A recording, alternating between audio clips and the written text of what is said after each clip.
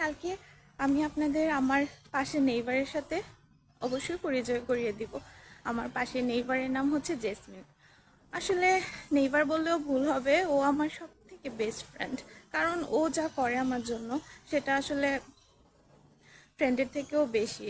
আসলে একজন ফরেনার বা একজন নিউজিল্যান্ডের সিটিজেনশিপ, সে এত ভালো হতে পারে সেটা আসলে কল্পনারও বাইরে। আসলে যখনই তার বাসায় যাই, সে আমার খাবার খেতে অনেক পছন্দ করে। আমার বাসায় আসে, বলে যে রাখি কি রাঁধছো, দাও খাবো।